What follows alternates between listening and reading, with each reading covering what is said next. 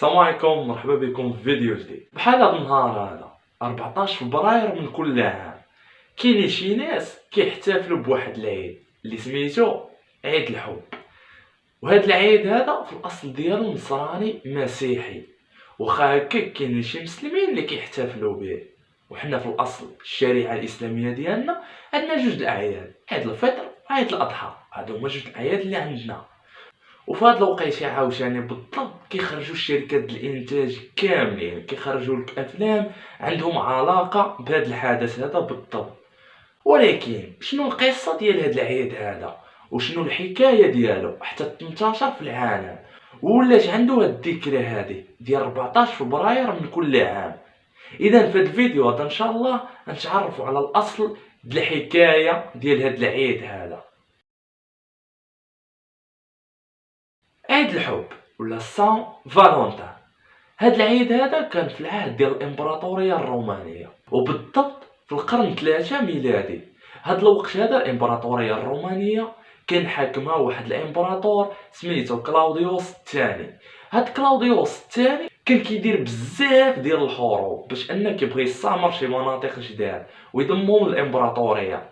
ولكن كان كيواجه واحد المشكل، هو ان اغلبيه الجنود ما كيبغيش يحارب لانهم كيكونوا مزوجين وما كيبغيوش يسمحوا في العائلات ديالهم. هنا ديك الامبراطور فكر، قال الا بقيت غادي هكا وخليت ديك الجنود كيتزوجوا ان الامبراطوريه غتنهار وما غنبقاش كنتحكم فيها. هو يدير واحد القرار، قال لهم ما غيبقى حتى شي واحد كيتزوج. هاد الوقيته هادي كان واحد القديس سميتو فالنتان. هاد القديس مسيحي، من سمعت هو هاد القرار هذا ما عجبوش الحال وبقى كيزوج الناس اللي باغيين يتزوجوا غير في السر، حتى عاقوا به وقبضوه وسجنوه حتى حكموا عليه بالاعدام. وهنا سمع مزيان، غادي يتعدم نهار 14 فبراير.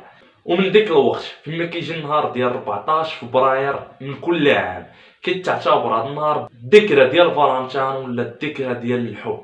وكتبوا عليه ادباء وفلاسفه على ديك فالنتان انه زعما هو الرائد ديال ديك الحب وديال انه هو اللي كان كيجمع بيناتهم. باش تعرف هنا راه الاصل ديال هذا العيد هذا مسيحي، يعني اصل نصراني. حنا مسلمين راه لا يجوز اننا نحتفلوا بهذا العيد هذا. وبلاتي واش حنا الحب في الشريعه الاسلاميه واش محرم؟